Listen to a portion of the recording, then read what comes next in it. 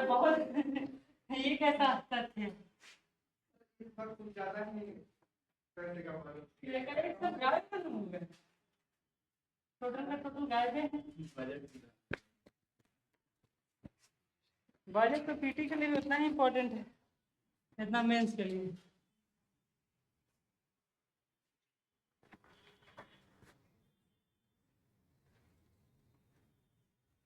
आपके अनुसार बजट कैसा है चंदा? बजट आपके अनुसार कैसा है?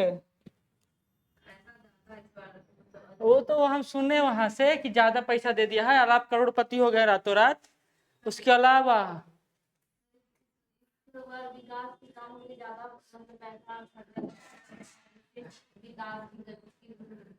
मैंने हम बोले पैसा ज्यादा वाला छोड़ दो, तो घुमा के पैसे पर आ गई। क्या आप एनालिसिस करते हैं बजट को? आप कैसे देखते हैं? फिर पैसा मैंने पैसा बैन किया तब पैसे पर ही पड़ल है।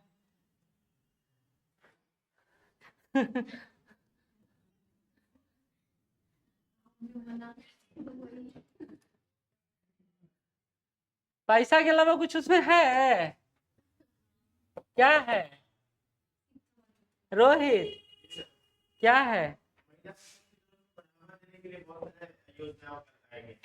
जैसे कि वो तो पहले से है। नहीं तो उसके क्रियान्वयन पे ध्यान दिया जाएगा। और महिला चालक एक जिला में 10-10 पिंक टॉयलेट बनाया जाएगा। उसके अलावा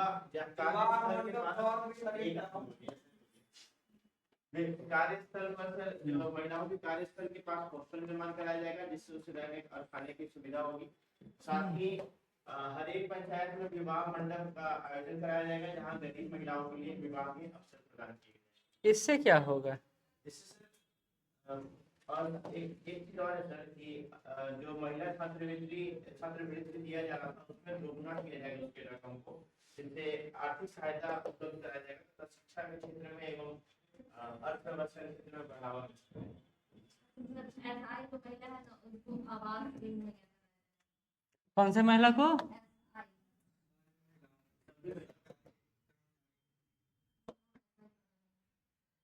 यही ना दिक्कत है, इसमें डाउनलोड क्यों नहीं हो रहा?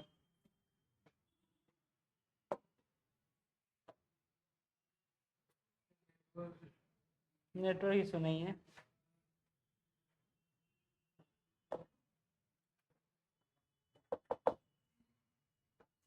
पहले हमको ही बताइए बजट कितना बड़ा आकार का है इस बार? 39,000 कितना बड़ा है? 3.16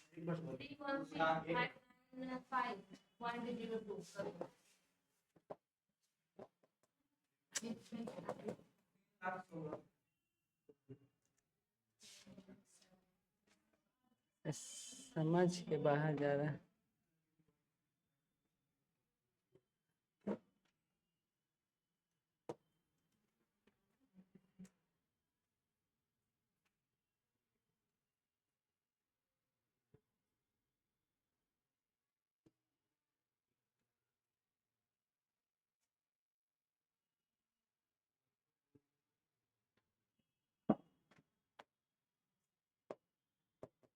डाउनलोड क्यों नहीं हो रहा है?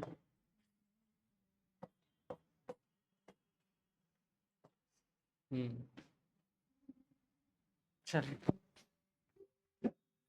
बजट कहते हैं किसको, पहले बेसिक बात कर लेते हैं।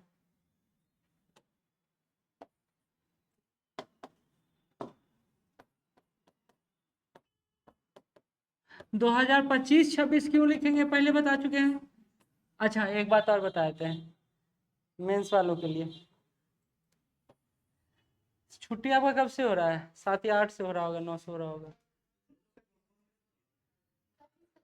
होली का, हाँ होली का देंगे, लेकिन मेंस वालों के लिए करेंट अफेयर का पूरा बैच चलेगा। हाँ सर 2 दिन कम से कम आना अलाउ नहीं है सर। अच्छा कोई बात नहीं, 2 दिन नहीं अलाउ है तो कोई दिक्कत नहीं, लेकिन पूरा होली का रहेगा मेरा ही खाली, बाकी सब तो छुट्टी में रहेंगे। तो हम अपना पूरा क्लास लेंगे। करंट अफेयर इसी बीच समाप्त हो जाएगा। वही पिछले बार भी किए थे ना, छठा दिवाली में, इस बार भी वही कर देते हैं। करंट अफेयर कम से कम समाप्त कर देते हैं, उसके बाद इकोनॉमिक ज्योग्राफी बचेगा। यानी 8 करंट में तो आईआर है, करंट में ना आईआर है, तो 8 तारीख से अगर शुरू करेंगे ना तो 20-22 तक समाप्त कर देंगे। नहीं, हम समाप्त करने का बोल रहे हैं कि थोड़ा बड़ा क्लास चलेगा ना, तो जल्दी समाप्त हो जाएगा हमारा आईआर सेक्शन।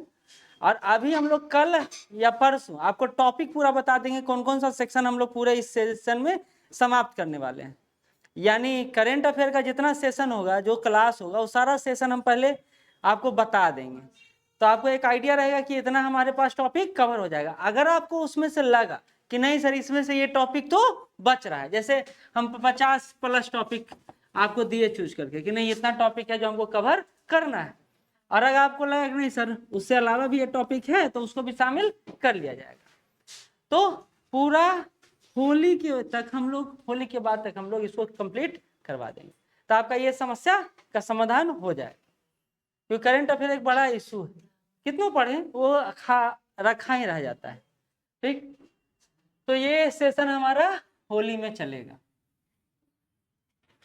तो ये जो आपका एक बड़ा इशू आ रहा था ना कि कब क्या होगा, खास करके मेरा 2 क्लास क्लैश कर रहा था, इकोनॉमिक ज्योग्राफी और करंट अफेयर। तो करंट अफेयर समाप्त कर देंगे, फिर इकोनॉमिक ज्योग्राफी बचेगा, तो 20 क्लास 25 क्लास में उसका समाप्त कर देंगे, समय ही नहीं बचेगा। बच गया अगर 20-22 तक समाप्त कर देंगे तो उधर 10 तारीख तक आपका, 10 अप्रैल तक आपका इकोनॉमिक ज्योग्राफी भी समाप्त हो जाएगा। तब 15 दिन मिले ना, 15 दिन काफी है। सर पिछले बार पढ़ाए थे वो तो लगता है हमको सफिशिएंट था। हाँ, तो इकोनॉमिक सर्वे नया ना आ गया है। हाँ वो तो सफिशिएंट है। हाँ एक बात और करना था आपसे, कर लेंगे बाद में, वो सफिशिएंट है, उसके अलावा क्या पढ़ेगा आदमी, बस अपडेट है इकोनॉमिक सर्वे, बाकी कुछ भी। और वो भी इकोनॉमिक सर्वे का डाटा ही तो चाहिए। नहीं, उसमें जो भाषा है ना वो गजब का है। आपको पूरा इकोनॉमिक सर्वे और पढ़ लेंगे तो भाषा जो शामिल होगा आपके राइटिंग स्किल में वो वैल्यू एडिशन होगा। इकोनॉमिक सर्वे तो आप पढ़ चुके हैं ऑलरेडी, और अगर आप कोट करके देते हैं कि 2023-24 तो वो गलत नहीं होगा, लेकिन जो भाषागत है और एक ओवरव्यू होता है ना वो आपको मिल जाएगा, तो आपका वो पॉइंट और ज्यादा क्लियर हो जाएगा। तो इकोनॉमिक सर्वे पढ़ना ही चाहिए। वो कहाँ गई है आज? अच्छा आते हैं बजट। बजट किसको कहते हैं? तो पैसे के लेन देन की प्रक्रिया को जिस तथ्य के माध्यम से हम लोग समझने का प्रयास करते हैं वो बजट कहलाता है। सामान्य रूप से यह भविष्य की भविष्य का आय व्यय का विवरण होता है। भविष्य का ही होता है ना, या अतीत का होता है? भविष्य का होता है। जैसे हम लोग यहाँ ही देख रहे हैं, तो क्या यह आज की बात कर रहा है या कल की बात कर रहा है? कल की बात कर रहा है। इसी तरह बजट जब आप पढ़िएगा तो इसमें 3 तरह का डेटा का आपको उपयोग दिखाया जाएगा। एक बार रहेगा वास्तविक डेटा, एक रहेगा अनुमानित, दो रहेगा, अनुमानित रहेगा, अनुमानित रहेगा। ये वास्तविक डेटा कब का होगा? 23-24 का होगा। संशोधित डेटा वो 24-25 का, और ये भी रहेगा अनुमान 25-26 का। क्यों? ये तो एग्जैक्ट अभी पूरा हुआ नहीं है, क्योंकि हमारा फाइनेंशियल ईयर कब से कब तक चलता है? 1 अप्रैल से लेकर 31 मार्च तक। ये भी याद रखिएगा, हमारा फाइनेंशियल ईयर, जिसको वित्तीय वर्ष बोला जाता है, ये पीटी पॉइंट ऑफ व्यू से इंपॉर्टेंट है। 1 अप्रैल से लेकर के 31 मार्च तक। ठीक है। अब अनुपूरक बजट क्या है, पूर्ण बजट क्या है, इस पर बात नहीं करेंगे, क्योंकि अभी हमारे पास कोई ऐसा बजट आया नहीं है, रेगुलर बजट ही। ठीक, तो हम लोग सीधा सीधी बजट पर ही आएंगे। तो बजट में भी 3 तरह के डेटा का प्रयोग किया जाता है। अच्छा, बजट पढ़ते समय जो ध्यान में रखना है वो देखना है कि इसमें 2 तरह का व्यय आएगा, एक स्थापना और प्रतिबद्ध व्यय आएगा, और एक योजनागत व्यय आएगा। इसको स्थापना प्रतिबद्ध को गैर योजनागत व्यय के रूप में दिखा सकते हैं। अब योजनागत क्या है, सरकार जितना प्लान लाया है, प्रोग्राम लाया है, उसमें जो परिव्यय कर रहा है, यानी उसमें जो एक्सपेंडिचर कर रहा है। उसके अलावा पेंशन है, वेतन है, कई सारे ऐसे खर्चे हैं जो सरकार के ऊपर भारित हैं, तो उस तरह के खर्चों को हम लोग गैर योजनागत व्यय में शामिल करते हैं। ठीक है, तो आपका अगर 3 लाख करोड़ का है तो इसमें से हो सकता है 1.17 लाख करोड़ जो है गैर योजनागत या स्थापना प्रतिबद्ध व्यय में खर्चा हो और बाकी योजनागत व्यय में खर्चा। ठीक है, ये बात समझ गए। व्यय भी इस तरह से हम लोग कर सकते हैं। इसी तरह आप व्यय पढ़ते हैं, 2 तरह से और होता है व्यय। एक होता है पूंजीगत व्यय और एक होता है राजस्व व्यय। बस तरीका वही, बदल जाता है चीजें। ये पूंजीगत है, यानी जिसको दीर्घकालिक, जैसे फैक्ट्री बनाती, पुल बनाती, तो ये क्या होता है, आगे की परिकल्पना है, ये आपको हमेशा काम देगा। लेकिन ये राजस्व व्यय जो क्या है, तात्कालिक खर्चा है, जिसके बिना आप आगे चल नहीं सकते। तो 2 तरह का परिव्यय हुआ, राजस्व व्यय जिसको रेवेन्यू एक्सपेंडिचर कहते हैं और इसको कैपिटल एक्सपेंडिचर कहते हैं, सुने हैं। तो इस तरह का व्यय आपको दिखाई सुनाई देगा। ठीक है, कोई यहां तक ठीक है? ये बताए ना बताए कोई दिक्कत नहीं है, लेकिन जो डाटा है वो आपके सामने आएगा तो आपको पता होना चाहिए।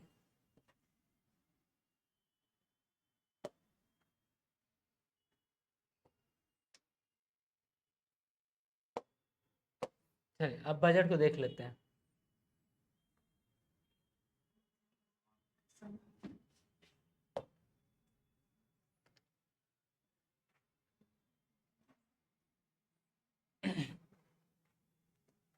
बाकी कल तो देख ही लिए थे, इकोनॉमिक सर्वे पढ़ रहे थे।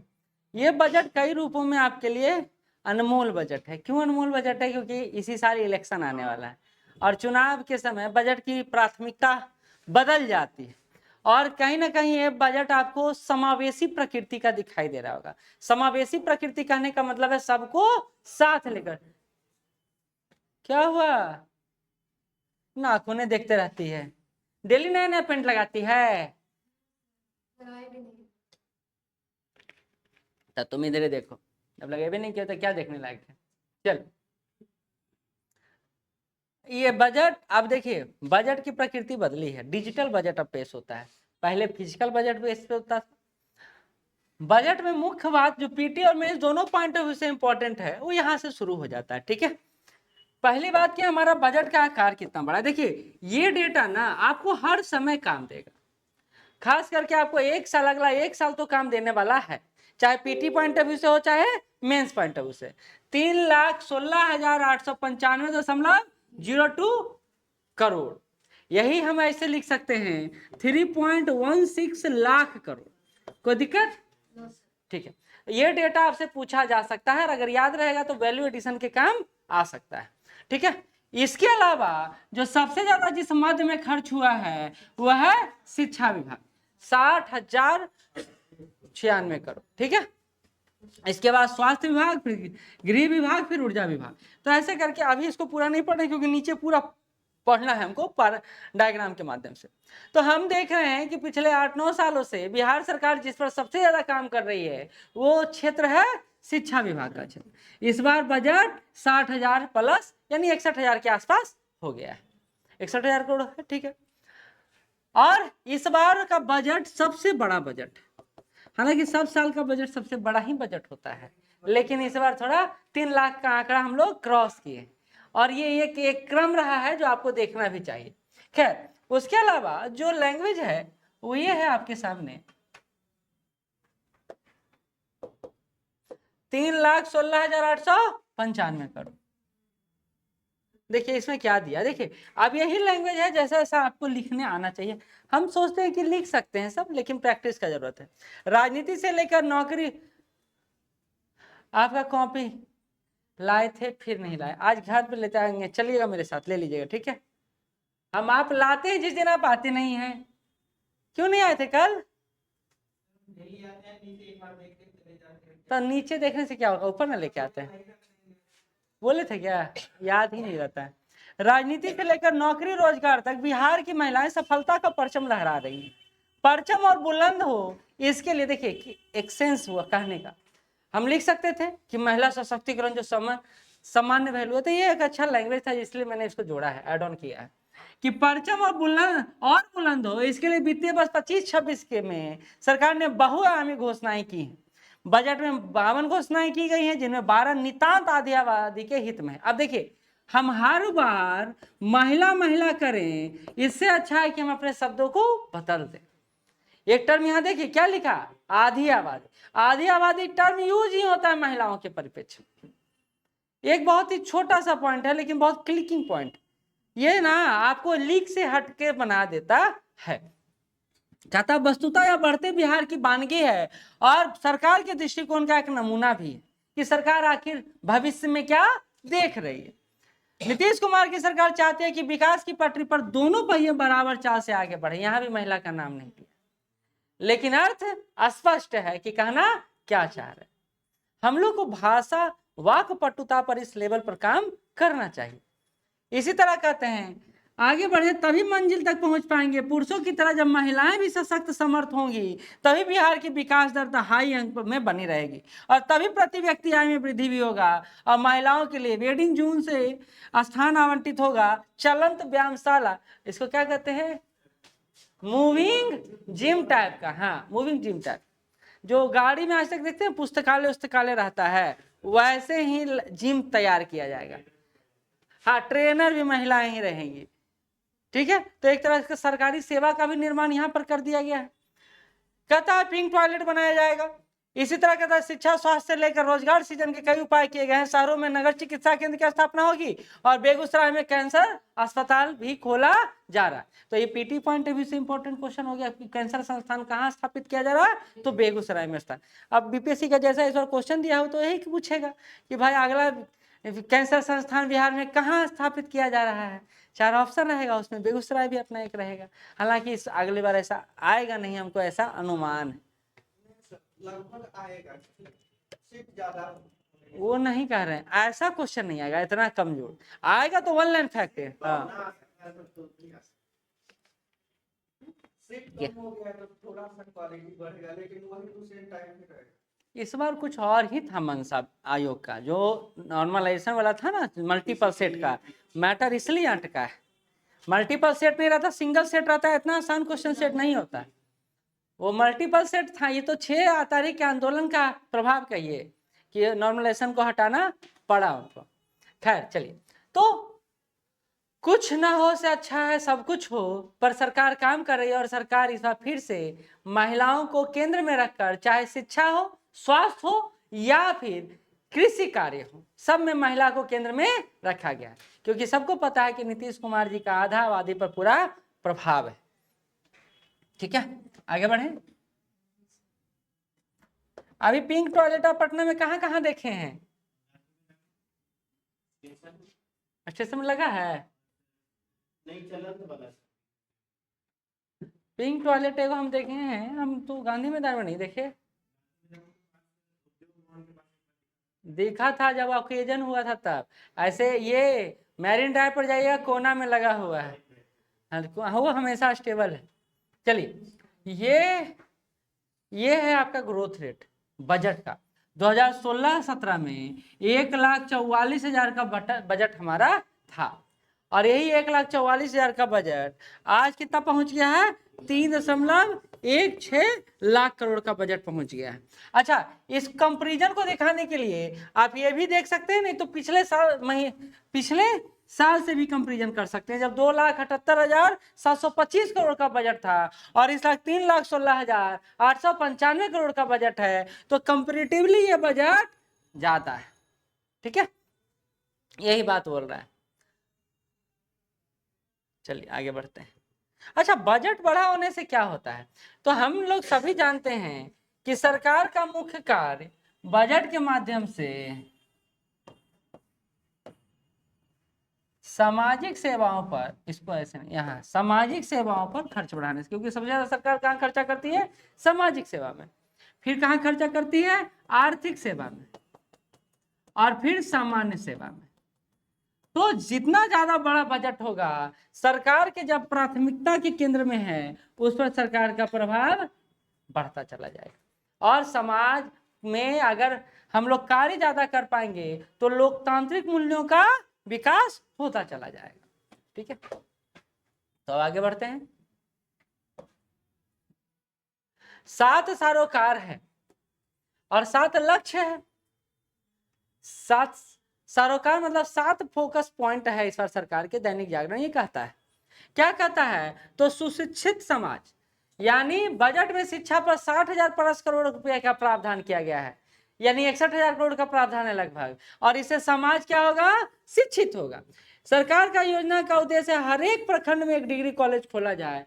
और इसके अलावा आप पढ़े थे, कल ही पढ़े थे कि छीजन दर हमारे यहाँ कम हुआ है, ड्रॉप आउट रेशियो हमारे यहाँ कम हुआ है। हाँ, और इसी तरह सरकार जो है छात्रवृत्ति भी है जो इस बार दुगना कर दिया। छात्रवृत्ति चाहे 1 to 5 हो, 6 to 8 हो, इसका जो छात्रवृत्ति है वो सब दुगना हो गया। कितना हो गया अभी बताएंगे, रुक जाइए। पहला है सुशिक्षित समाज, दूसरा है स्वस्थ समाज, तीसरा है नारी सशक्तिकरण, चौथा है जल संरक्षण, पांचवा पर्यावरण संरक्षण, छठा है जनसंख्या नियंत्रण और सातवां है गरीबी उन्मूलन। फिर से याद करिए, पहला है शिक्षित समाज, दूसरा है स्वस्थ समाज, तो शिक्षा है, स्वास्थ्य है, महिला है, चौथा जल है, पांचवा पर्यावरण है, छठा नियंत्रण है तो जनसंख्या नियंत्रण, और सातवां गरीबी उन्मूलन। तो 7 लक्ष्यों पर यानी 7 सरोकारों पर सरकार का इसका फोकस रहा है। शिक्षा, स्वास्थ्य, महिला और जल, पर्यावरण, नियंत्रण और उन्मूलन, गरीबी उन्मूलन। अब ये आपके मेंस पॉइंट ऑफ व्यू से बहुत इंपॉर्टेंट पॉइंट, खास करके बिहार पर्सपेक्टिव क्वेश्चन आता है। तो 7 निश्चय के अलावा 7 सरोकार को भी आप लोग जोड़ सकते हैं, ये बात ध्यान में रखिए। 7 निश्चय के अलावा 7 सरोकार को आप जोड़ सकते हैं, ठीक। क्योंकि जानते हैं एक ही टर्मिनोलॉजी लिखते लिखते आप भी थोड़ा असहज हो जाते हैं, बोर नहीं होते हैं। कितनों बार 7 निश्चय लिख दें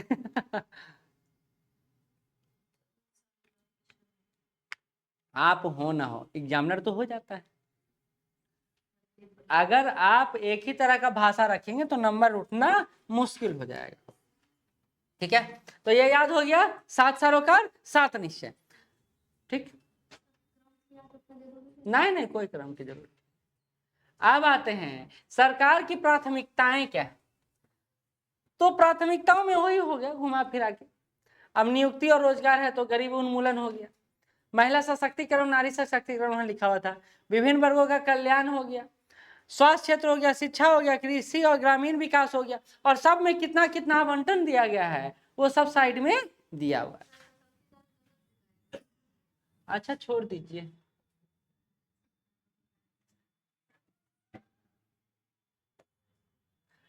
तो 7 सरोकार और इसी तरह वही है, बस कहने का तरीका बदल गया है। यहाँ इंपॉर्टेंट है, यहाँ आइए। हम सभी जानते हैं कि सरकार के पास पैसा आएगा तभी पैसा जाएगा, बात सही है। तो आने और जाने की प्रक्रिया, आने और जाने की प्रक्रिया हमें पता होना चाहिए, तभी हम लोग तुलनात्मक अध्ययन कर पाएंगे, बता पाएंगे। तो हमारे पास कहां से आता है और कहां चला जाता है, यानी 1 रुपया अगर आ रहा है तो कहां कहां से आ रहा है। तो टॉप 3 कम से कम आपको पता होना चाहिए कि कहां कहां सबसे ज्यादा पैसा आ रहा है। तो हम देख रहे हैं केंद्रीय करों में राज्य का अंश जो है वो 43.68% है। उसके अलावा जो दूसरा पैसा आ रहा है राज्य सरकार का अपना जो कर राजस्व है उससे पैसा आ रहा है। और तीसरा नंबर को जो पैसा आ रहा है वो लोक ऋण से आ रहा है, यानी लोगों से पैसा लेने से आ रहा है। उससे धुआं भरा क्या, चलिए। चौथा जो आ रहा है वो आ रहा है केंद्रीय सरकार में सहायता अनुदान से आ रहा है। तो बिहार सरकार के पास अपना पैसा आने का एकमात्र सोर्स है यहाँ से, कर राजस्व से। बाकी केंद्रीय सरकार है, लोक ऋण है और सहायता अनुदान ही है। तो बिहार के पास इनकम का कोई डिफिनिट सोर्स नहीं है। हमारी निर्भरता अब ये दिखा सकते हैं इस डाटा के द्वारा। इस डाटा से हम क्या सीखते हैं, तो केंद्र पर हमारी निर्भरता ज्यादा है, केंद्र पर निर्भरता ज्यादा है। सरकार के पास, बिहार सरकार के पास वित्त का कोई निश्चित स्रोत नहीं। बात सही है ना। अब अगर रुपया केंद्र सरकार पर हम निर्भर हैं तो केंद्र में जो सत्ता रहेगा वही अगर राज्य में सत्ता चलेगा तो पैसा आने का प्रावधान बढ़ जाता है, नहीं तो फिर मुश्किल है। तो रुपया सबसे ज्यादा आया केंद्रीय करों में राज्यों के अंश से, तो रुपया सबसे ज्यादा जाता कहाँ है, इसको भी हम लोग देख लेते हैं। अभी हमने आपको बताया भी कि सबसे ज्यादा सरकार का जो एक्सपेंडिचर है वो सामाजिक सेवाओं पर है, अप्रॉक्स 40%, यानी 1 रुपया का 40 पैसा कहाँ जा रहा है, सामाजिक सेवा में जा रहा है। दूसरा हमने बताया कि आर्थिक सेवा नहीं, सामान्य सेवा में इस बार जा रहा है, लेकिन सामान्य सेवा में कई सारे सेवाएं जुड़ी होती हैं, लेकिन आर्थिक सेवा में आप अब यही है तट ऊपर, कहीं में इसमें ज्यादा कहीं उसमें कम। तो सामान्य सेवाएं हो गया, आर्थिक सेवाएं हो गया, इसके अलावा लोक ऋण की वापसी से तो हमको कोई ज्यादा बेनिफिट है नहीं, वो तो फ्री फंड पैसा जा रहा है। और इसके अलावा ऋणों पेश किया, मतलब मेन मान लीजिए सामाजिक सेवा, सामान्य सेवा और आर्थिक सेवा, तो पैसा हमारा मेन 3 ही टर्म में खर्च हो रहा है, ठीक है। और उसमें भी सबसे ज्यादा खर्च हो रहा है सामाजिक सेवा।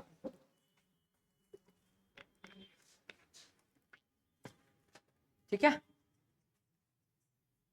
तो रुपया कहां से आया और कहां चला गया।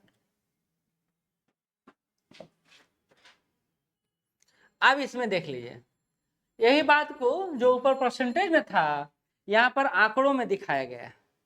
बात समझे, जो 39.80 हम लोग देखे, वही यहाँ पर सामाजिक सेवा में 1,26,109 करोड़ रुपया खर्च है। कुछ नहीं है, वो परसेंटेज में आ रही है नंबर में। ये आपके देखने का तरीका, लिखने का तरीका है कि आप जो लिखना चाहें लिख सकते हैं। इतना डाटा याद रहेगा तो मुश्किल है, लेकिन वो परसेंटेज वाला याद आसानी से हो जाता है, ठीक। तो यही बात है। अब देखिए पीटी पॉइंट ऑफ व्यू से ज्यादा इंपॉर्टेंट हो जाता है। डाटा पूछता है तो बताइए केंद्रीय करों में राज्य का हिस्सा बिहार का इस बार कितना रहा है, तो 1,38,516 करोड़। तो ये पीटी पॉइंट ऑफ व्यू से इंपॉर्टेंट है, खत्म ही देना है ना। हाँ, तो पीटी पॉइंट ऑफ व्यू से डाटा कलेक्शन जरूरी हो जाता है। पीटी में परसेंटेज नहीं पूछता है, पीटी में डाटा पूछता है, तो आंकड़ा इंपॉर्टेंट आपके लिए हो जाता है, ठीक है। आगे बढ़े।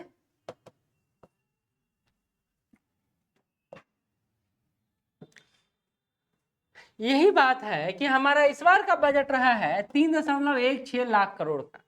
अब ये 3.16 लाख करोड़ आया तो गया कहाँ, सबसे ज्यादा किस मद में प्रयुक्त हुआ है यह बजट, तो उसी संदर्भ में यहाँ बात किया जा रहा है कि सबसे ज्यादा जो खर्च हुआ है वो शिक्षा में हुआ है, 60,664, यानी लगभग 61,000 करोड़ के आसपास आपका शिक्षा में खर्च हुआ है। फिर 20,000 प्लस करोड़ खर्च स्वास्थ्य सेक्टर में हुआ है, फिर 18,000 के आसपास सड़क में हुआ है, फिर 16,000 के आसपास ग्रामीण विकास में हुआ। तो ये खर्च का आवंटन है। टॉप 3 आपको याद रखना है, जो दिखा रहा है कि बिहार सरकार सबसे किस मद में किस विभाग को सबसे ज्यादा पैसा देती है। तो आपको मिलान करने भी आ सकता है या ऐसे ही पूछा जा सकता है। तो शिक्षा पर सरकार, बिहार सरकार लगातार खर्च बढ़ाए हुए है, ठीक। अच्छा, एक चीज और आप देखिए, पूरा रिप्रेजेंटेशन इसी को आप लैंग्वेज में दे सकते हैं और इसी को डायग्राम में दे सकते हैं। तो डायग्राम में दे रहे हैं तो ज्यादा समझ में आएगा या लैंग्वेज में समझ में आएगा? डायग्राम में, निश्चित रूप से डायग्राम में ही समझ में आएगा, ठीक है। हाँ, तो यही बोल रहा है। अभी हमने देखा कि पिछले साल की अपेक्षा इस साल बजट का आकार कितना बढ़ा है, तो 38,169 करोड़ रुपया, करोड़, ठीक है। पिछले बार से इस बार ज्यादा है।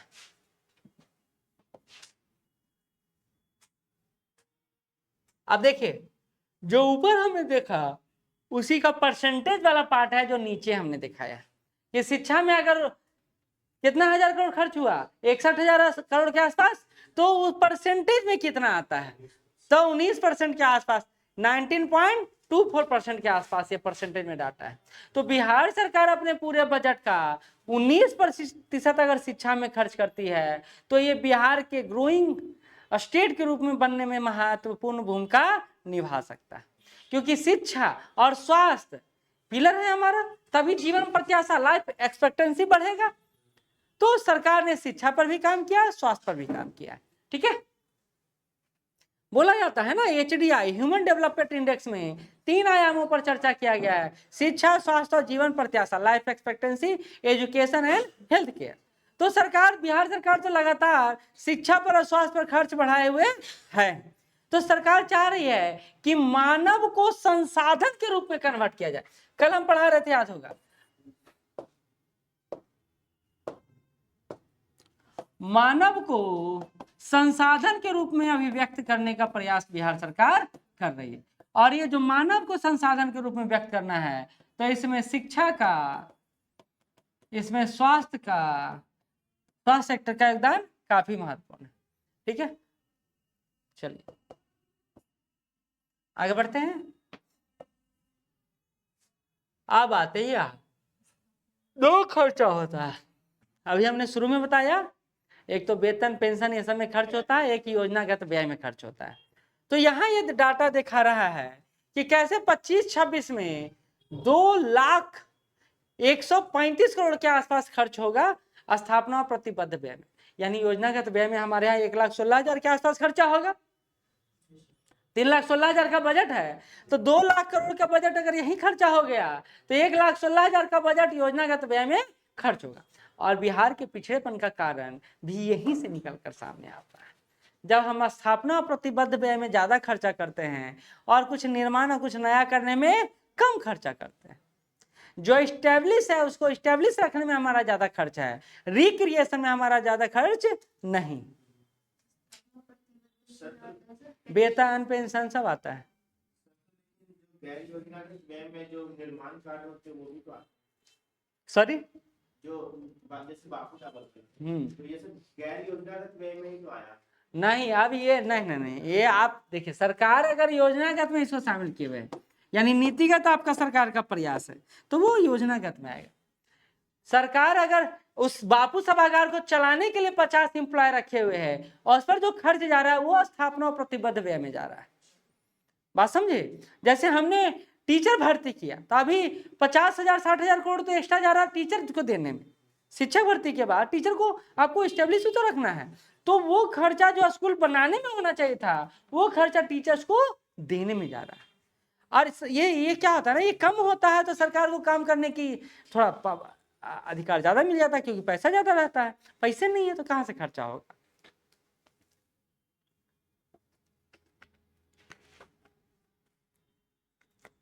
ठीक है, आगे बढ़े। अच्छा, ये डेटा बहुत इंपॉर्टेंट है, पीटी पॉइंट ऑफ व्यू से तो बहुत ज्यादा इंपॉर्टेंट है। जीएसडीपी कल बता चुके हैं क्या होता है, जीडीपी को ही जीएसडीपी कहा जाता है। हालांकि हमको आधा लोग को पता नहीं होगा, नहीं याद है, पता है, ठीक। तो कुल बजट हमारा आकार है, देखिए कुल बजट का आकार है 3,16,859 करोड़ रुपया। ये स्कीम खर्च कितना है, तो योजनागत व्यय कितना है, तो 1,16,759 करोड़ रुपये। प्रतिबद्ध व्यय कितना है, देखिए प्रतिबद्ध व्यय में नीचे लिखा हुआ है, क्या क्या आता है, नीचे लिखा हुआ है प्रतिबद्ध व्यय में। तो 2,135 करोड़ रुपया जो खर्च है वो प्रतिबद्ध व्यय में है, जिसमें वेतन है, पेंशन है, ब्याज भुगतान है, ब्याज है, कर्ज अदायगी है, ये सारे है जो प्रस्ताव प्रतिबद्ध व्यय में शामिल है। ठीक है, तो हमने ये देखा कि किस तरह सरकार के पास जीएसडीपी का आकार कितना बड़ा है, 10.97 लाख करोड़, कल ही हमने पढ़ा था वर्तमान मूल्य पर। ठीक है, आगे बढ़े।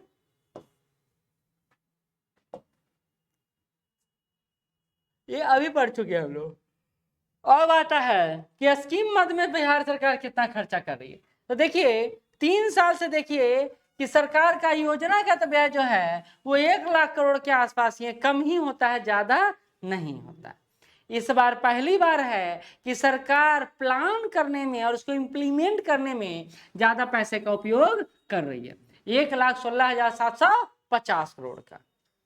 बात समझे, योजनागत व्यय हमारे यहाँ कम है, इसलिए कुछ नया नहीं हो पाता है। अच्छा, ये आपको एक उदाहरण देता हूँ। ज्वाइंट फैमिली देखे हैं?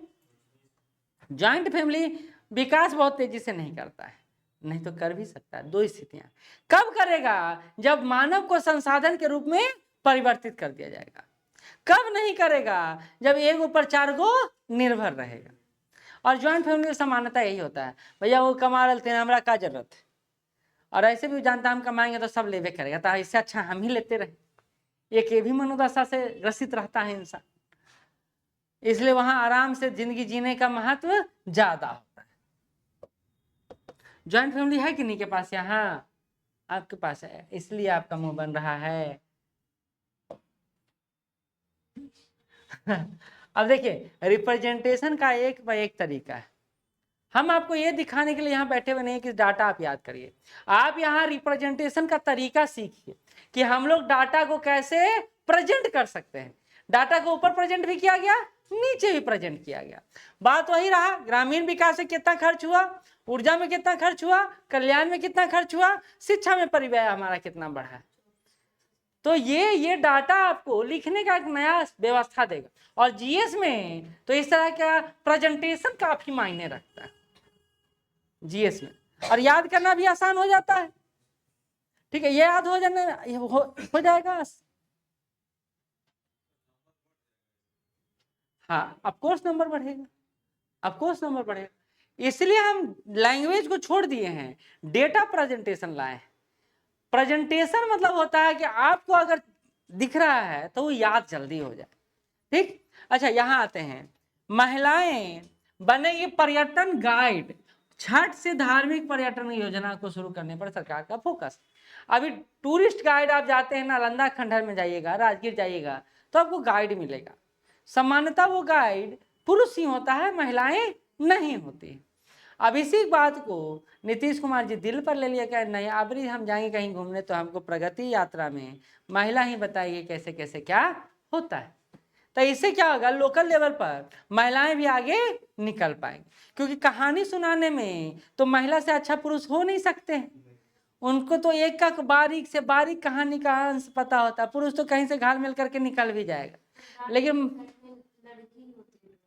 हाँ हाँ, तो हम महिलाएं को पहले ही समझ गए अच्छा से, उनकी खूबी को हम लोग अभी देरी से समझ रहे हैं। ठीक, तो ये भूमिका में वो ज्यादा प्रखर रहेंगे, ये तो आप मानते हैं ना। उनसे नहीं पूछेगा तो पकड़ पकड़ के बताएंगे, सुनो पहले ये क्या है, उसके बाद उधर बताएंगे, नहीं तो हम जा रहे हैं। चलिए आगे बढ़ते। तो सरकार महिला सशक्तिकरण को लेकर महिला टूरिज्म को प्रमोट कर, ये महिला टूरिज्म को भी प्रमोट कर पाएगा एक तरह से, और एक पॉजिटिव मैसेज जाएगा पूरे देश में कि बिहार में महिलाएं हर क्षेत्र में आगे हैं। ठीक है, तो ये बोला जा रहा है कि पर्यटन विभाग की झोली भर दी गई है। राज्य सरकार ने पर्यटन विभाग के बजट में करीब 2.5 गुना बम्पर वृद्धि किया है। तो कितना हो गया है? 4,62,000 करोड़ का बजट था पिछले बार, इस बार 11,3 करोड़ का बजट कर दिया गया है, यानी 1,103 करोड़ का बजट कर दिया गया है। और इसे पर्यटन टूरिज्म का तो विकास बड़े स्तर पर होगा। जैसे राजगीर को डेवलप किया गया है, जैसे पटना को डेवलप किया गया है, वैसे ही अन्य डिस्ट्रिक्ट को भी डेवलप किया जा सकता है। और हमारा जो लोगो है और जो हमारा मूल वाक्य है ब्लिसफुल बिहार, उसको हम लोग आगे बढ़ा सकते हैं। ठीक है,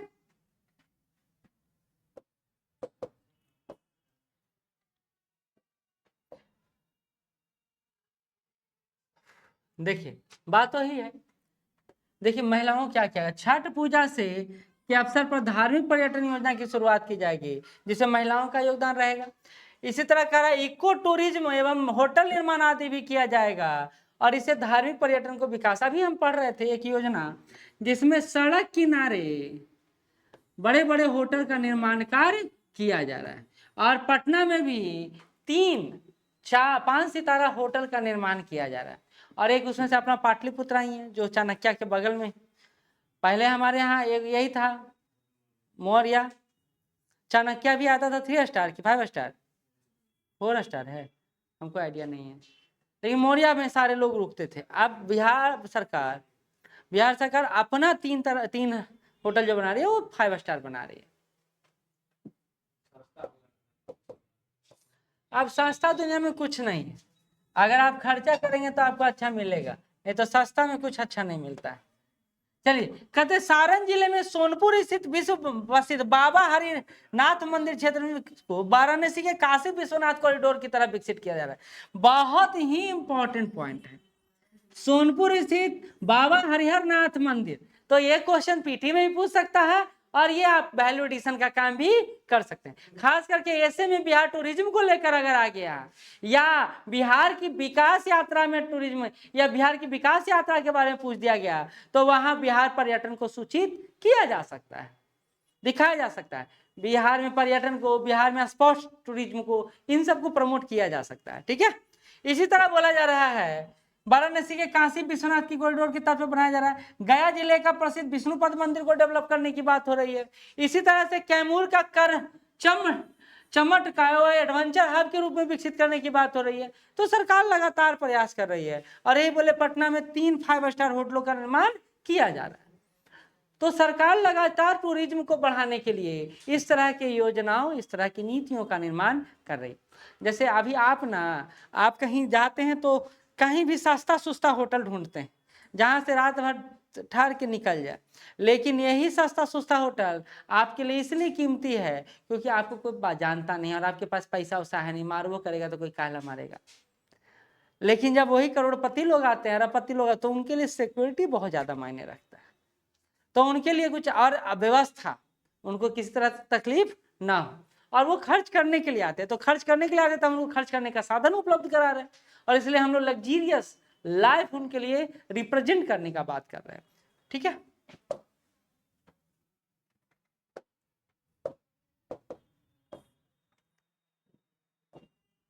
आगे बढ़ते हैं। महिलाओं के लिए क्या खास है, तो अभी जैसा कि रोहित ने बताया भी, कन्या विवाह मंडप का निर्माण किया जा रहा है, महिला हाट का आयोजन किया जा रहा है, वेडिंग जून का आयोजन किया जा रहा है, चलंत व्यायामशाला, महिला एक्सरसाइज, वेडिंग जून शादी, वेंडिंग जून है, हाँ हाट की तो वेंडिंग जून है, हाँ वेंडिंग जून है, वेडिंग जून तो यहाँ हो ही गया, बिहार विवाह मंडप वेंडिंग जून है। चलंत व्यायामशाला यानी वो चलता फिरता एक्सरसाइज, जहां महिलाएं अपना सामान जो है खरीद बिक्री का बेचेंगी खरीदेंगी। हाट उसी तरह का होता है ना, वेंडिंग जून वेंडिंग मशीन होता है वो देखे हैं, उसी तरह का वेंडिंग जून है जहां पर अपना जो सामान है, जो प्रोडक्ट है उसको, हाँ एक तरह से छोटा मार्केट। ठीक, पिंक टॉयलेट की बात समझ ही लिए। इसी तरह प्रमुख शहरों में कामकाजी महिलाओं के लिए छात्रावास का किया जाएगा निर्माण। इसी तरह चालक एवं कंडक्टर के जो बस चलाया जाएगा उसके लिए भी महिलाओं को ही ट्रेनिंग दिया जाएगा। ई रिक्शा खरीदेंगे तो महिलाओं को डिस्काउंट दिया जाएगा, वो भी कैश दिया जाएगा। इसके अलावा महिला वाहन परिचालन प्रशिक्षण केंद्र का भी निर्माण किया जाएगा ताकि महिलाएं भी परिवहन व्यवस्था में अपनी भूमिका निभा सके, यानी जो ड्राइवर है, कंडक्टर है, उसमें महिलाओं का भी भूमिका हो। और महिलाओं को पर्यटन गाइड के रूप में महिला सिपाहियों को आवासन की सुविधा दिया जाएगा, यानी रहने खाने की सुविधा दिया जाएगा।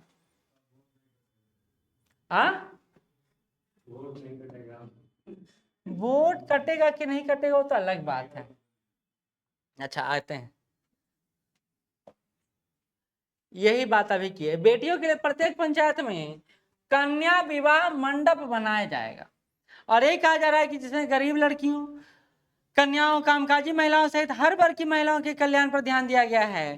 प्रत्येक पंचायत में गरीब कन्याओं के विवाह के लिए राज्य सरकार चरणबद्ध तरीके से कन्या विवाह मंडप का निर्माण, ये तो अच्छा है।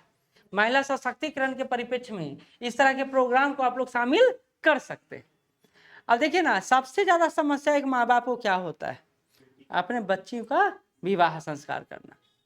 ठीक, तो सरकार ने बोला कि कोई बात नहीं, हम आपको ये सुविधा दे रहे हैं। महिलाओं चालकों को ई रिक्शा और 2 पहिया वाहनों के लिए नकद में अनुदान दिया जाएगा, यानी महिलाएं अब 2 पहिया और ई रिक्शा खरीदें और चलाएं भी। इस तरह महिला हाट का आयोजन किया जाएगा, व्यापार स्थल, यही देखना वेडिंग मतलब व्यापार स्थल का आयोजन किया जाएगा। इसी तरह महिलाओं के लिए आस्था सुरक्षित की जाएगी और प्रायोगिक तौर पर पटना में चलंत व्यायामशाला यानी वो मूविंग जिम का निर्माण किया जा रहा है। हालांकि हमको एक पता नहीं चलता है कि महिला एक दिन अगर जाएंगी तो दूसरा दिन भी कैसे जाएंगी, अब वहां पर नहीं रहा तो इससे अच्छा जो पार्क वाला कंसेप्ट था वो बेटर था, पार्क को भी किया जा रहा था, देखे नहीं हर, मैदान में किया गया। लेकिन यही है कि प्राइवेट पब्लिक प्रॉपर्टी है, केयर का उतना ख्याल नहीं है, तो एक टूट जाता है तो बनना मुश्किल है, बना भी नहीं करता है, पैसा फंड आता तो जरूर है लेकिन बनता नहीं।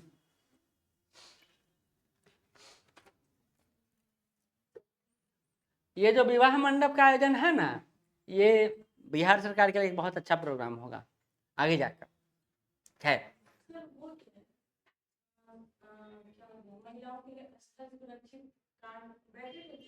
बेडिंग जोन, बेडिंग जोन ये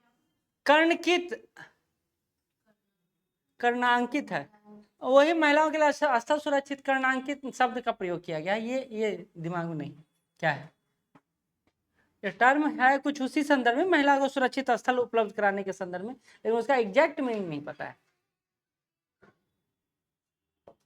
चलिए शिक्षा पर सरकार, अब हो गया महिलाओं को लेकर, पहला हमने देख लिया शिक्षा को लेकर, दूसरा हमने देख लिया महिलाओं को लेकर।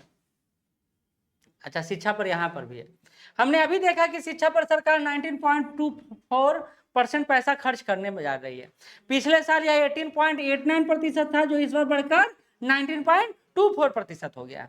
इसी तरह करा बीपीएससी के जरिए और दूसरे चरण में प्रारंभिक और माध्यमिक चरणों में 2,17,272 टीचरों का अध्यापकों का, मतलब बिहार में तो रोजगार का मतलब शिक्षक है। तीसरे चरण में 66,800 नियुक्तियां, फिर प्रधान शिक्षक का नियुक्ति, फिर प्रधान, बस वही है। सीएम किशोर स्वास्थ्य योजना, साइकिल योजना, पोशाक योजना के माध्यम से लगभग 3,063 करोड़ रुपया खर्च किया गया है महिलाओं के ऊपर, महिला शिक्षा को बढ़ावा देने के लिए। इसी तरह कहा जा रहा है बिहार स्टूडेंट क्रेडिट कार्ड योजना के तहत अब तक 3.70 लाख विद्यार्थियों को पैसा दिया जा चुका है। कहता है इसी तरह छात्रवृत्ति योजना के अब 1 करोड़ विद्यार्थियों को लाभ मिला है और करीब 1,200 करोड़ रुपया अतिरिक्त खर्चा किया गया है। तो सरकार क्या कर रही है ना कि बेसिक शिक्षा को बढ़ाने के लिए हर तरह की छात्रवृत्ति को दुगना कर दिया है, ताकि बच्चे उसके, अब गांव में देखिए जो फॉल्स नामांकन होता है वो इसीलिए होता है ताकि हर फंड जो आए, बेटा बेटी, उसका बेटा उसका बेटी जो शहर में पढ़ रहा है उसका भी नाम लिखवा के रखा जाता है। तो इसका बंदर बाट बहुत ज्यादा हो रहा था। के पाठक जी ने बहुत अच्छा कर दिया, बोला 75% अटेंडेंस दिखाओ तब हम इसको वैलिड करेंगे। खैर कहा जा रहा है इसी आधार पर अनुसूचित जाति जनजाति की और प्री मैट्रिक छात्रवृत्ति की दर में भी 2 गुना वृद्धि कर दिया गया है, और इसके लिए भी ये समझ लीजिए सारे छात्रवृत्ति में 2 गुना वृद्धि कर दिया गया। कितना हुआ है नीचे आपको आके दिखाते हैं, ठीक है। तो सरकार क्या चाह रही है कि छात्रवृत्ति के ही एवज में स्टूडेंट तो कम से कम आए। इसको कहाँ दिखाएं, कहाँ रखे थे, अच्छा नीचे आ जाएगा, 1,200 दिया जा रहा है, 2,400 दिया जा रहा है, ये सब दिया हुआ है।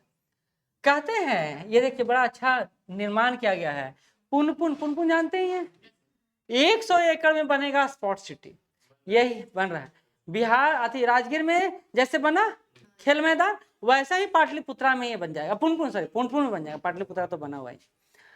तो ये एक अच्छा होगा, कहते हैं खेल मैदान होगा, क्रिकेट होगा, फुटबॉल होगा, बैडमिंटन होगा, चेस होगा, सारे तरह का आयोजन इसमें किया जाएगा, जैसे राजगीर वाला है ना वैसे ही बनाया जा रहा है। स्विमिंग पूल कॉम्प्लेक्स बनेगा, रेस्टोरेंट बनेगा, बैठने के लिए लॉकर रूम होगा, ये सारा सुविधा उपलब्ध किया जाएगा, खेलों की ट्रेनिंग सेंटर भी होगा।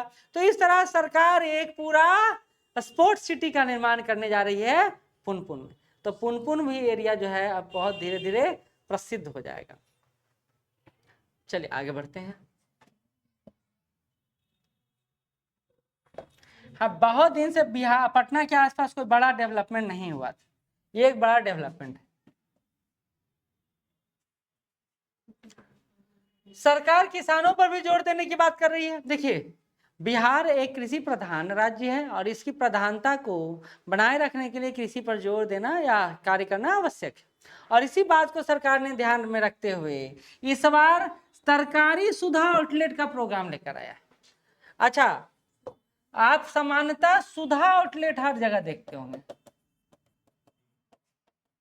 आप सोच रहे होंगे सुधा आउटलेट क्या है, तो आप दूध दूध लेने जाते हैं, देखते हैं वो पेड़ा उड़ा मिलता है, पूरा लस्सी उस्सी मिलता है, तो उसको कहते हैं सुधा आउटलेट। पूरे बिहार में उसका पूरा जाल बिछा हुआ है। अब हम लोग तरकारी आउटलेट बनाने जा रहे हैं। अब ये तरकारी क्या होगा, तो जितना प्रकार का सब्जी है तरकारी सुधा में, जितना प्रकार का सब्जी है वो सब्जी उसी तरह बेचा जाएगा और हर सेंटर पर इसको एस्टेब्लिश किया जाएगा। इससे क्या होगा, जो सब्जी का फेंकने और बर्बाद होने की प्रवृत्ति है वो कम होगा। ये बात समझे, तरकारी सुधा आउटलेट, ठीक है। कहते हैं दूध बिक्री की तरह यह बूथ बनाकर सब्जियों को बेचने का काम, दिल्ली जैसे शहर में ये सब काम हो रहा है। दिल्ली में आप गए होंगे तो वहां सब्जी बेचने के लिए इस तरह का जून बनाया गया है सरकार की तरफ से, लेकिन बिहार में कहाँ बनाया गया है, बिहार में नहीं बनाया गया है। तो यही बहुत हो रहा है कि 1231.92 करोड़ वित्तीय वर्ष 2025-26 सहकारिता विभाग का बजट का प्रावधान किया गया है और सरकार प्रखंडों में तरकारी सुधा आउटलेट खोलने की बात कर रही है। इसी तरह कहा जा रहा है 2,997 पैक्सों में से 15-15 लाख रुपए दिए गए हैं, जिसमें से गोदाम निर्माण किया जाएगा, कोल्ड स्टोरेज का फॉर्मेशन किया जाएगा। तो ये सब का निर्माण भी करने की बात की जा रही है। तो इस तरह अगर ये बढ़ेगा तो किसानों क्या बढ़ेगा या नहीं बढ़ेगा, ये बताइए। बिल्कुल बढ़ेगा, ठीक है। अब आते हैं, तो ये बोला जा रहा है कि वित्तीय वर्ष 2025-26 किसी विभाग का बजट जो होगा 3,528 करोड़ रुपया हो गया। ये पिछले साल का बजट है 2,802 करोड़ रुपया, इससे कितना ज्यादा है तो 2.4% है। बजट का 2.4% है और इसमें देखिए लगभग 700 करोड़ का इंक्रीजमेंट इस बार किया गया। यानी इस बार बजट में किसानों को भी खुश करने का भरपूर प्रयास किया गया, ठीक है। कहा जा रहा है, इस यहाँ नीचे दिया हुआ है कि बिहार इस बार सब्जियों का बहुत बड़ा केंद्र बनकर उभरा है। कहाँ है? कहा जा रहा है, मैंने जीविका दीदी को लेकर हम लोग पढ़े थे, इस बार क्वेश्चन मस्ट बन सकता है।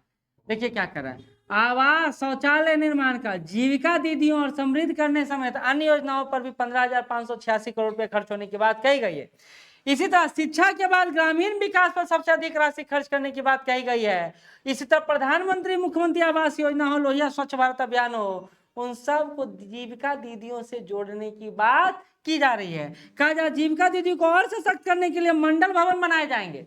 और ये मंडल भवन कैसा होगा, वो काम में पंचायत भवन देखते हैं वैसे ही मंडप भवन होगा, उसमें महिलाएं आकर अपना काम करेंगे।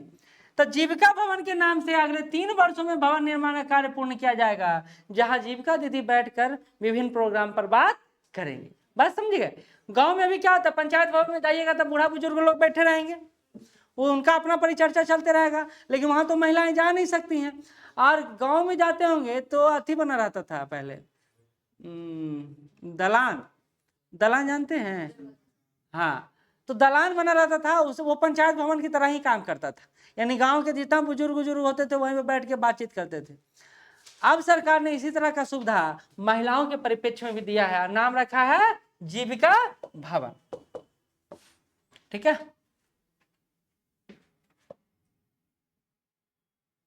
देखिए ये बड़ा अच्छा चीज है, ये बहुत अच्छा चीज है।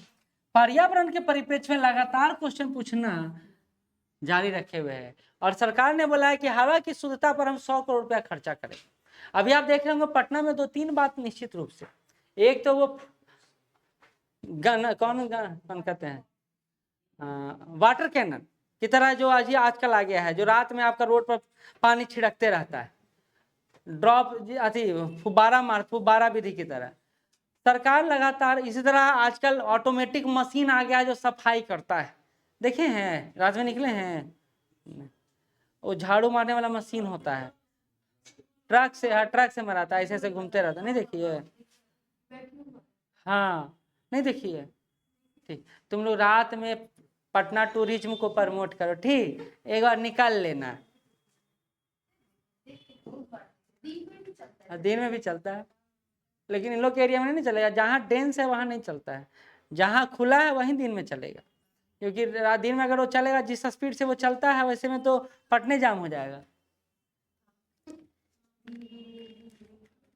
चलिए, कहता है राज्य सरकार आबो हवा। अब आपको पता है कि दुनिया के 20 प्रदूषित शहरों में 6 अपना ही, और इसको कहने में कोई घमंड मतलब नहीं, 6 अपना ही है, टॉप 6 अपना है।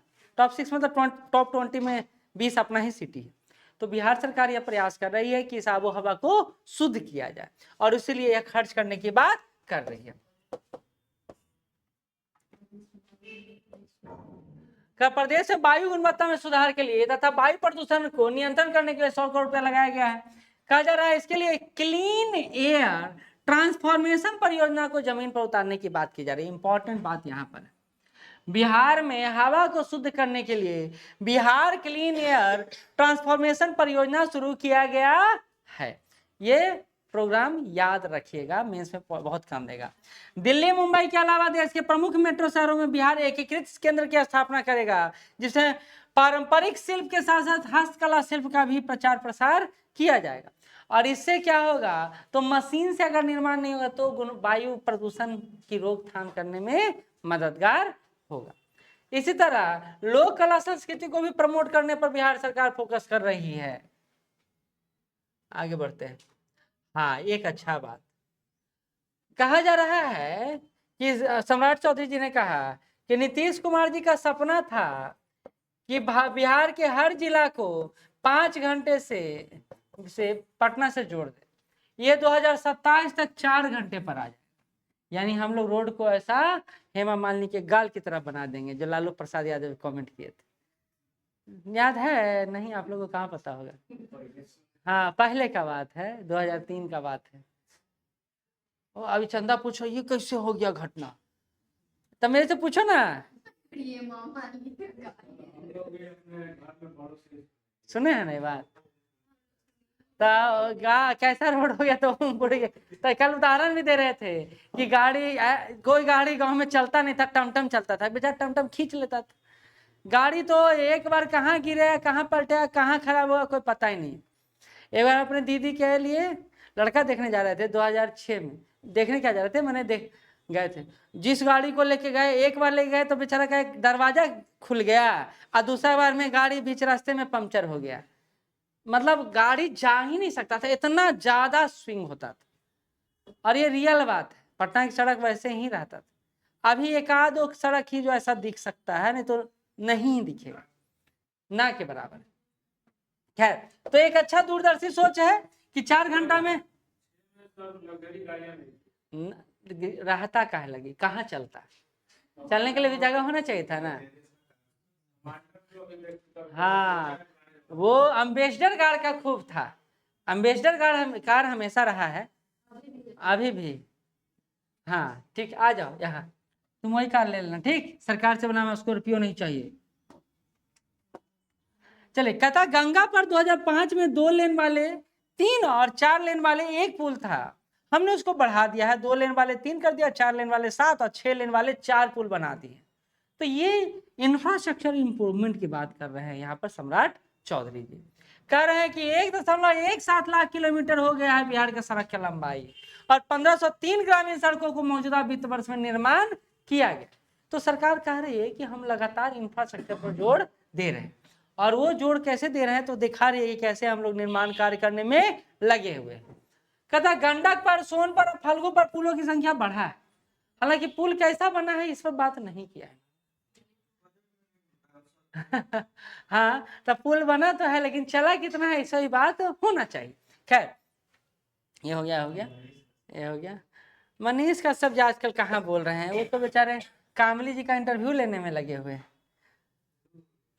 नहीं देखे कल कामली का इंटरव्यू, भोजपुरी में आ रहे हैं। कहता है कि राज्य में होगा स्टेडियम और खेल इंफ्रास्ट्रक्चर का विकास करने पर सरकार काम कर रही है। और अभी हमने देखा कि पुनपुर में हम लोग एक खेल स्टेडियम स्पोर्ट्स बना रहे हैं सिटी। तो ऐसा ही कॉमनवेल्थ सिटी बना था 2010 में दिल्ली में, याद है जब कॉमनवेल्थ गेम का आयोजन हुआ था। एक बार किसी शहर में कोई बड़ा आयोजन होता है तो वो शहर 20 साल आगे निकल जाता है। दिल्ली का सारा इंफ्रास्ट्रक्चर चेंज किया था कॉमनवेल्थ गेम में। पूरा सड़क का चौड़ीकरण हो गया, रोड के किनारे निर्माण कार्य हो गया। इसलिए दुनिया के बड़े बड़े देश इस तरह के आयोजन करने के लिए बोली लगाते हैं। एक तो इससे उनका टूरिज्म प्रमोट होता है, और दूसरा व्यवस्था उनका दुनिया देख पाता है और उससे लोगों का आकर्षण बढ़ता है। हाँ, कौन? वो अलग बात है। कौन कहा आपसे? झेल क्या है, आप झेले होंगे। गंदा पानी पर अच्छा एक चीज बताइए, कुंभ से ज्यादा गंदा पानी कहाँ है? कुंभ में भी इस बार कितना गंदगी समेट आया है। हाँ, यही एक, वो तो बहता हुआ पानी बना दिया इस बार, नहीं तो। लेकिन दिल्ली के साथ समस्या है ना। हाँ, नहीं तो यमुना वहाँ है कहाँ, वहाँ तो नाला है ना। ये गलत शब्द आज बिली का प्रयोग कर रहे हैं कि यमुना है ही नहीं दिल्ली में। वो अभी से नहीं है, 1994-95 से स्थिति है यमुना का। वहाँ नाला ही बहता है, यमुना जी नहीं बहते। आप जाएंगे तो आपको ट्रेन से ही दिख जाएगा, ज्यादा बोलने की क्या जरूरत है। और वो सरकारें कोई सा भी हो, हम नमामि गंगे योजना को भी लेकर उतना ही ज्यादा आशान्वित थे, लेकिन निकला क्या? 2 महीना चला, 4 महीना चला, फिर वही का वही है। बात यह है कि हमारे पास सिस्टम नहीं है कि हम पानी के फ्लो को कन्वर्ट कहाँ करें, और हमारा ड्रेनेज सिस्टम जो है वो काम उतना बड़े स्तर पर कर ही नहीं पाता है। तो लास्टली पानी कहाँ डालेंगे? तो यही हालत है कि दिल्ली से यमुना या आगरा तक विस्तार जो हुआ है एकदम गंदगा ही भरा हुआ है। ये तो अच्छा बात है कि पटना होते होते इतना बड़ा एरिया कवर करता है कि गंदगी थोड़ा उधर ही बैठ जाता है। तो पटना में जो पानी आता है वो परिशुद्ध हो, गंदा पानी परिशुद्ध होके आता है, लेकिन गंदा उतना ही रहता है। लेकिन क्या कर सकते हैं, देखिए कोई भी सिस्टम कितना साफ करे, ये हम लोग पर है कि हम लोग कितना साफ रखें, और हम लोग तो सब प्लास्टिक का ढेर दिख रहा है, वो मतलब बड़ी आश्चर्य की बात है कि आपके लिए होगा, हमको तो आश्चर्य लगता नहीं है। जब पटना का नाली सब सिस्टम खोल दीजिएगा, इतना ढका हुआ पटना का सिस्टम नाली का, गंगा के किनारे जब वाटर प्यूरिफाई होता है तो कचरा का पूरा अंबार रहता है सीवेज में। ये है, और इसके पीछे कोई सरकार जिम्मेदार नहीं है, हम जिम्मेदार। खैर, पता है क्या है, पब्लिक अवेयरनेस की बात करता है, स्वच्छता की बात करता है, और गंदा सबसे पहले वही करते हैं। बस अब बाहर दरवाजा पर लाके कचरा छोड़ देगा, और फिर पैरे पैर दरवाजा के अंदर चला जाएगा, फिर सवेरे झाड़ू देगा, और सब गंदा फैला दिया। हाँ ठीक है, तुम्हारा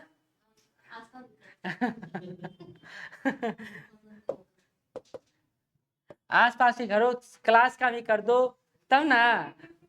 अच्छा एक चीज बताइए, गुरुकुल की अवधारणा क्या थी?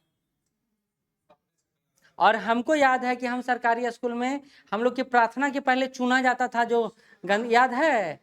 तो उसको आप समझते हैं गंदा काम है, नहीं, वो हमारे संस्कारों का हिस्सा है। ये बात समझिए। चलिए आते हैं आगे। तो सरकार क्या कह रही है कि खेल बजट में सब बढ़ाई है ना, तो सब कुछ कोई गधा है, खिलाड़ी भी, कोच भी, खिलाड़ी, कोच और अधिकारी, सब अधिकारी को भी तो फायदा है, ज्यादा ही फायदा है कुछ। तो यही बोला जा रहा है कि आउटडोर स्टेडियम बनाया जाएगा हर प्रखंड पर, और इससे क्या है कि प्रखंड के स्तर पर जो आयोजन होता है खेल का, हमको याद है 5 साल पहले ही गांव में टूर्नामेंट चलता था, बहुत सारा टूर्नामेंट चलता था, छोटा छोटा गांव मिलके टूर्नामेंट खेलते थे। अब वो आयोजन बहुत कम हो गया, एक तो लड़का नहीं मिल रहा, दूसरा बात स्टेडियम नहीं है, ठीक है। तो सरकार कह रही है कि खेल मैदानों की जो कमी है उसको हम पूरा करने का प्रयास करेंगे, ये बजट के माध्यम से ही पता चल रहा है। चलिए अब आते हैं, ये एक अच्छा काम है। कहा जा रहा है कि राज्य के 21 कृषि उत्पादन बाजार प्रांगणों का आधुनिकीकरण होगा। जैसे ये आप गए होंगे बाजार समिति एरिया, आप देखे होंगे पूरा सीमेंटेड कर रहा है, बना रहा है अच्छा से। ये क्या है? आधुनिकीकरण की प्रक्रिया है। वहाँ आप डेली वो जेसीबी से सफाई होता है पूरा। केला नहीं तो मंडी चले जाते तो पूरा केला का पत्ता भरा, अब नहीं भरा रहता है, डेली सफाई होता है, डेली एक बार दोपहर में सफाई किया जाता है। तो इस तरह का काम बिहार सरकार 21 कृषि उत्पादन केंद्रों पर करने की बात कह रहा है। और यही बात करा, इसके लिए 1289 करोड़ रुपया दिया गया है। कहा जा रहा 32 बाजार समितियों को भी कार्यशील करने की योजना है और मखाना भंडार गृह का निर्माण किया जा रहा है, क्योंकि बिहार पूरे भारत का 85% मखाना खुद में प्रोडक्शन करता है, इसलिए मखाना बोर्ड भी बना रहे हैं। ठीक है, यही बात जोड़ा जा रहा है कि गेहूं के उत्पादन में भी 2 गुना वृद्धि हुआ है। और अच्छी बात क्या है पता है, कह रहा है कि खरीफ के मौसम में प्याज की खेती हुई है, क्योंकि प्याज तो रबी के सीजन का है फसल। लेकिन हम लोग जैसे चेन्नई गए हम लोग, तो चेन्नई में 1 साल तक धान का खेती होता है, मतलब 6 महीना इधर धान और 6 महीना रबी और खरीफ दोनों में धान का खेती होता है। क्यों? क्योंकि वहां गर्मी ही पड़ता है, वहां तो सीजन वैसा ही, तो वहां इसलिए वहां लोग चावल खाते हैं, और चावल ऐसे वैसे नहीं खाते हैं, पूरा पत्तल पे खाते हैं। इडली सांभर तो अलग चीज है, चावल चावल थाली में नहीं खाते, वहां थाली नहीं मिलता है, वहाँ हाँ इको फ्रेंडली होते हैं। इसलिए वो कहते हैं कि नॉर्थ इंडियन आर स्टूपिड और south Indian are very honest. बेकार नहीं अच्छा होता, ऐसा मत कीजिए। अच्छा वो अलग अलग, हाँ परसेप्शन ठीक है, लेकिन ऐसे मत बोल दीजिएगा कहीं सांभर बेकार होता है। हमको तो अच्छा लगता है सांभर। वो वहां देखिए अलग अलग परसेप्शन है, कहाँ खा रहे हैं, किस उद्देश्य से खा रहे हैं, किस कहाँ पर ये मिल रहा है, वो भी तो मायने रखता है ना। अब आप खा लीजिएगा रेहड़ी पट्टी वाला यहाँ वाला, तो आपको स्वाद नहीं लगेगा। अच्छा चलिए आते हैं यहाँ पर देखिए 2-3 बात अच्छा दिया हुआ है। जैसे ये दिया हुआ है मशरूम उत्पादन में कार्यान्वयन कर रहा है, देश में पहले नंबर पर है मशरूम उत्पादन में बिहार, बहुत बड़ा बात। मखाना उत्पादन में पहले नंबर पर है, इसी तरह शहद उत्पादन में 4थे नंबर पर है। इसी तरह करा गेहूं उत्पादकता लगभग 2 गुना हो गया है, मक्का उत्पादन 2.5 गुना हो गया है, सब्जी फलों का उत्पादन भी काफी बढ़ा है। तो इस तरह बताया जा रहा है कि बिहार में साग सब्जी का उत्पादन बढ़ा है।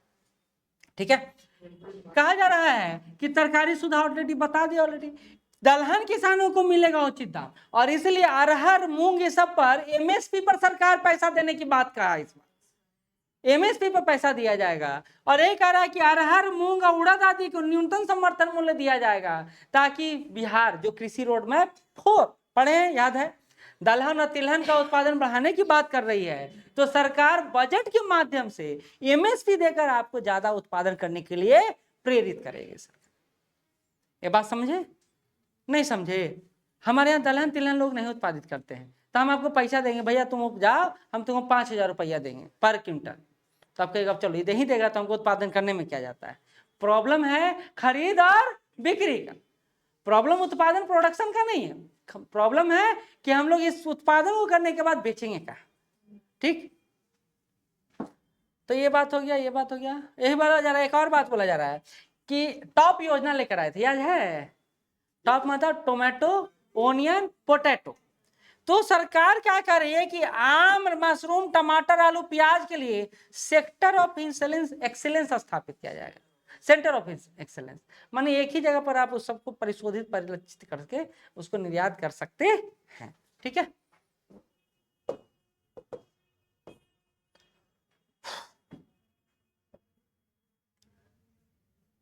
अच्छा देखिए, फार्मास्यूटिकल सेक्टर का भी डेवलपमेंट बिहार में किया जाएगा। उपकरणों के निर्माण से लेकर स्वास्थ्य सेवाओं की लागत में भी कमी आ गया। बिहार फार्मास्यूटिकल प्रमोशन पॉलिसी 2025 लागू की है, और इससे यहाँ पर दवा उत्पादन ये सब बढ़ेगा, और दवा उत्पादन बढ़ेगा तो दाम में उसका कमी आएगा। तो ये बात बोला जा रहा है, दवा और मेडिकल उपकरणों के निर्माण से स्वास्थ्य सेवाओं की लागत में कमी आएगी और लोगों को सस्ती दवा उपलब्ध हो पाएगी, उपकरण मिल पाएंगे, और गुणवत्तापूर्ण यानी क्वालिटी जो हेल्थ सेक्टर इंप्रूवमेंट है वो हम लोग कर पाएंगे, गुणवत्तापूर्ण स्वास्थ्य सेवा उपलब्ध करवा पाएंगे। कहा जा रहा है इसी के लिए हम लोग फार्मास्यूटिकल प्रमोशन पॉलिसी 2025 लेकर आए। ठीक है, आगे बोला जा रहा है कि कार्बन न्यूट्रलिटी को केंद्र में रखकर बिहार ग्रीन डेवलपमेंट फंड बनाया जाएगा।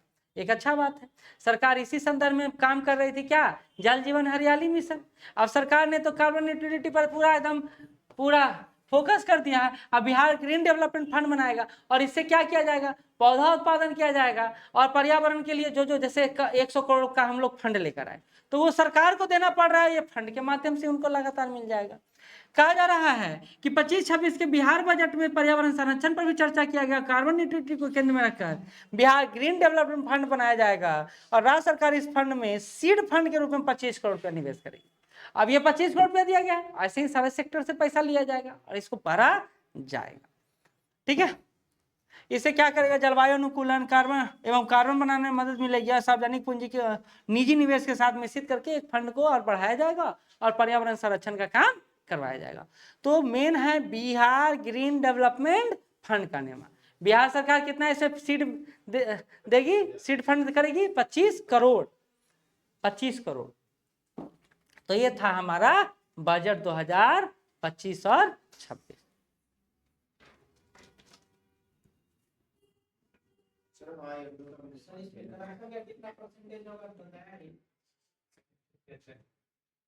ये सवाल ही गलत है आपका, क्योंकि आप जिस व्यवस्था में जा रहे हैं ना, अगर ऐसा सवाल रहेगा तो हर प्रोजेक्टे पर आप कहेंगे कि भैया इसमें इंगित नहीं है कितना करप्शन का चार्ज मेरे को मिलेगा।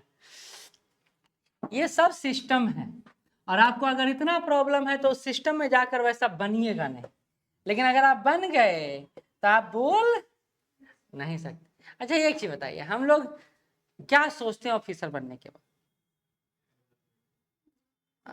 खुद का सही बोली, खुद का। तो सबसे पहले घर का, फिर मेरा। वो बोलने वाली बात। देखिए एक चीज बताते हैं, निसंदेह आप ऐसा सोचते हो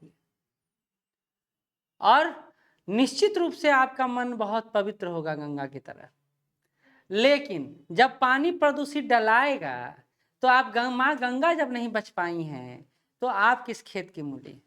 गलत नहीं है, हो जाए। आप देखिए आप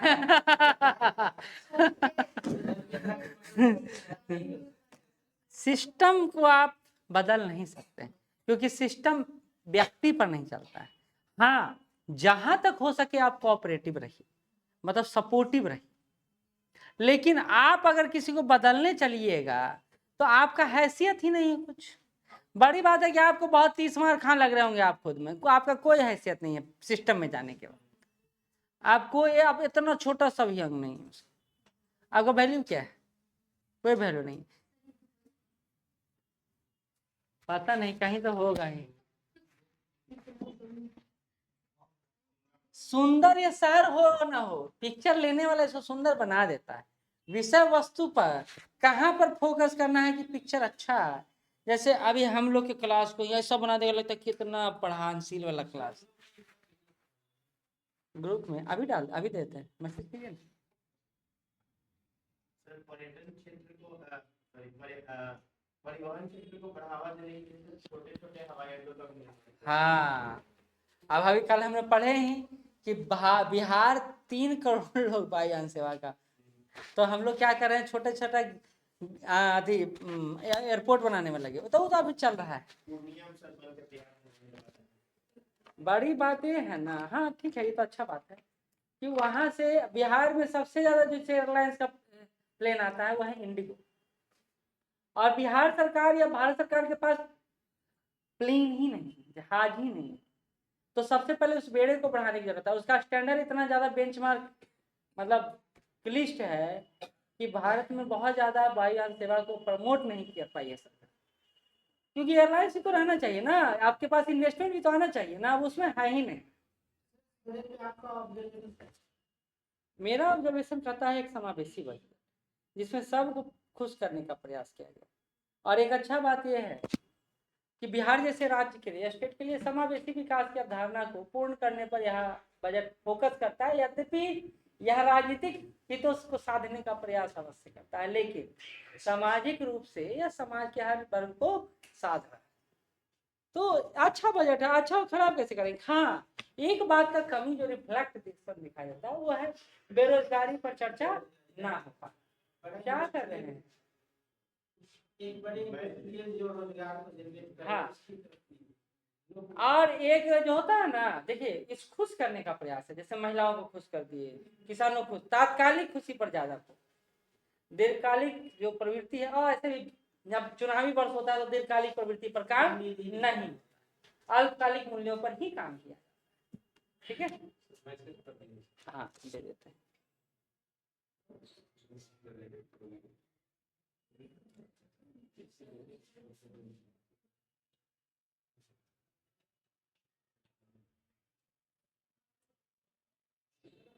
बड़ी बात है ना, 3-4 न्यूज़पेपर को देखने के बाद बहुत सारी चीज है जो आपको आसानी से समझ में आ जाता है। एक न्यूज़पेपर पढ़िएगा, समझते समझते ही आधा चीज नहीं छूट जाता है।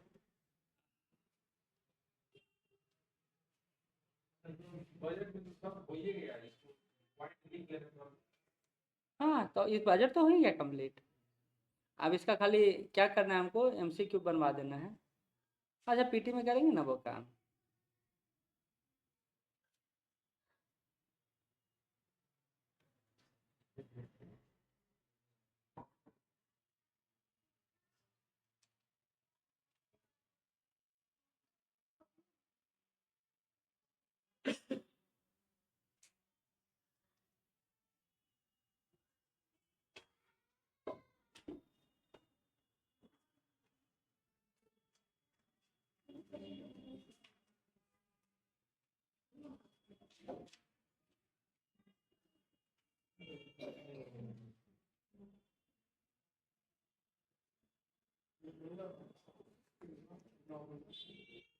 ये 3 ही लोग लगता भेजे हैं। बाकी तो ट्रिकल डाउन सिद्धांत है।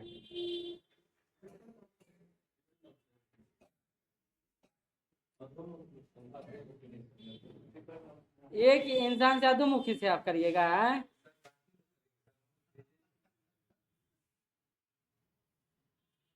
लड़की लोगों से किसी का मैसेज नहीं आया। ओहो, इस नंबर पे भेजे आप, इसलिए। हाँ हाँ समझ गया, हम दूसरे नंबर खोल लिए थे।